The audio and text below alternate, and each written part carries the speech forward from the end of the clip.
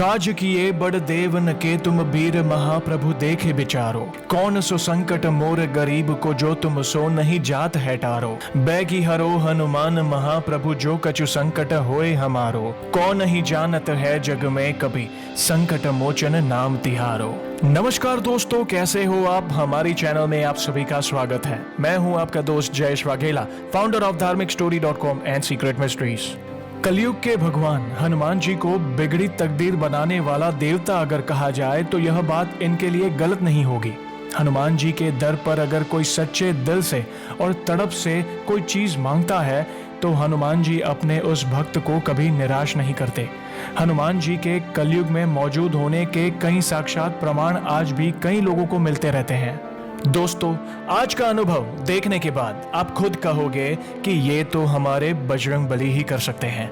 और पिछली वीडियो में पूछे गए सवाल का सही जवाब जानने और 3 सही जवाब देने वालों के नामों का शाउट आउट देखने के लिए वीडियो को अंत तक जरूर देखिएगा। आज का सवाल है, निश्चय प्रेम प्रतीति ते विनय करे सन्मान, ते ही के कारज सकल शुभ सिद्ध करे हनुमान। ये पंक्ति हनुमान जी के किस पाठ की है? ऑप्शंस है हनुमान चालीसा, बजरंग बाण, हनुमान बाहुक या सुंदरकांड। दोस्तों, इस सवाल का उत्तर आप कमेंट सेक्शन में जरूर दीजिएगा। इस सवाल का सही जवाब मैं अपनी अगली वीडियो में बताऊंगा और सही उत्तर देने वालों में से 3 लोगों के नामों का शाउट आउट भी अगली वीडियो में करूंगा, तो उत्तर जरूर दीजिएगा कमेंट में। मेरा नाम आयुष है, मेरी उम्र 20 साल है और मैं एमपी के इंदौर का रहने वाला हूँ। आज मैं आपके साथ मेरी मम्मी के साथ घटित हुआ अनुभव शेयर करना चाहता हूँ। ये जो आप न्यूज देख रहे हैं, ये किसी चमत्कार से कम नहीं। सभी न्यूज में आई थी ये घटना। मैं जब 15 साल का था, यानी पिछले 5 साल से मैं श्री हनुमान जी की पूजा अर्चना करता हूँ और उनकी कृपा से ही कम उम्र में नाम, पैसा, अच्छा परिवार सब मिला। किसी चीज की कमी नहीं है। लेकिन कुछ समय पहले हमारे साथ कुछ ऐसा घटित हुआ जिसने सबको सोचने पर मजबूर कर दिया। ये बात 2 अप्रैल की ही है। मेरी मम्मी बहुत ही सीधी सादी हाउसवाइफ है। वो कहीं भी घर के बाहर नहीं निकलती, पर मम्मी को हमेशा से बैक पेन की प्रॉब्लम होती है। जब उन्हें ये बैक पेन शुरू हुआ तो पेन इतना नहीं था, नॉर्मल मेडिसिन से ठीक हो गया। फिर 8 अप्रैल को बैक पेन फिर से शुरू हुआ और 11 अप्रैल को पास के हॉस्पिटल में उनको एडमिट किया गया। और सभी को पता है कि इस संकट समय में कहीं भी हॉस्पिटल में बेड नहीं है, ना मेडिसिन और ना फैसिलिटी। मम्मी को भी हॉस्पिटल में बहुत मुश्किल से बेड मिला। फिर मम्मी को प्रॉब्लम ज्यादा होने लगी और 13 अप्रैल को सांस लेने की तकलीफ के चलते मम्मी का कोविड टेस्ट करवाया गया। रिपोर्ट में मम्मी को कोविड पॉजिटिव आया और इन्फेक्शन 30% तक पहुंच गया था। ये सब जानकर हम सब बहुत डर गए थे। फिर डॉक्टर ने तुरंत ट्रीटमेंट शुरू कर दी। 15 अप्रैल को इन्फेक्शन 30% से 40% हो गया। ये सब होने पर हॉस्पिटल ने भी हाथ खड़े कर दिए कि हम ये केस नहीं संभाल पाएंगे, आप शहर जाकर इन्हें अच्छे हॉस्पिटल में एडमिट करवाएं। और ऑक्सीजन नहीं है का बहाना देके हमें वहां से जाने को बोल दिया। अब हमारी चिंता और बढ़ गई थी, क्योंकि अब हॉस्पिटल में बेड मिलना भी मुश्किल हो गया था। हमने शहर की हर एक हॉस्पिटल छान ली, पर कहीं भी बेड नहीं मिल रहा था। फिर काफी कोशिश करने के बाद एक हॉस्पिटल में बड़ी मुश्किल से हमें एक बेड मिला और हमने वहीं पर मम्मी को एडमिट किया। लेकिन मेडिसिन की शॉर्टेज की वजह से प्रॉब्लम और बढ़ गई।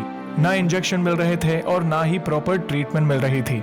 फिर 17 अप्रैल को 11 बजे डॉक्टर ने बोला कि इन्फेक्शन 60% हो गया है और ऑक्सीजन लेवल दिन ब दिन कम हो रहा था।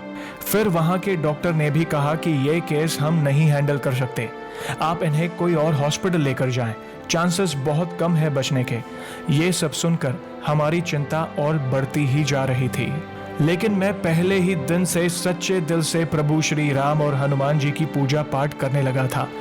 मुझे एक चीज पता थी कि अगर पत्थर पर श्री राम का नाम हो तो डूब नहीं सकता, तो भगवान हमें भी डूबने नहीं देंगे।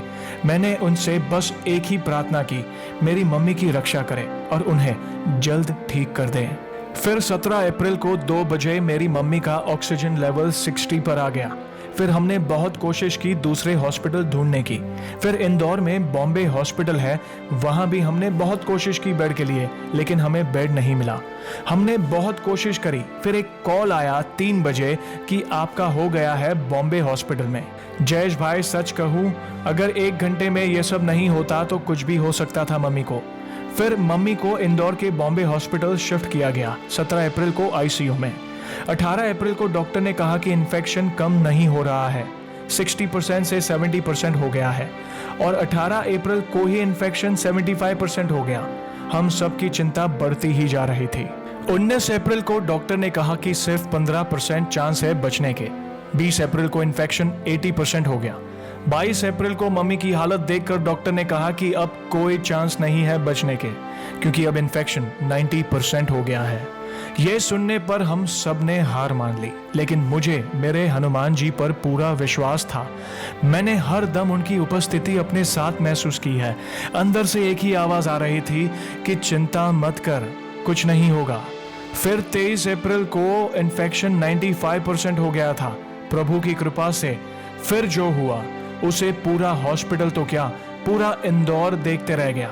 इन्फेक्शन 95% से कम होना शुरू हो गया और 3 दिन में 95% से सिर्फ 5% हो गया। पूरे इंदौर का मीडिया आ गया, सभी के होश उड़ गए। अब मेरी मम्मी बिल्कुल ठीक है और स्वस्थ है। ये सब सिर्फ और सिर्फ प्रभु श्री राम और हनुमान जी की कृपा से ही हुआ है, जिससे मृत्यु को भी वापस जाना पड़ा। प्रभु ने मेरी मम्मी को जीवन दान दिया।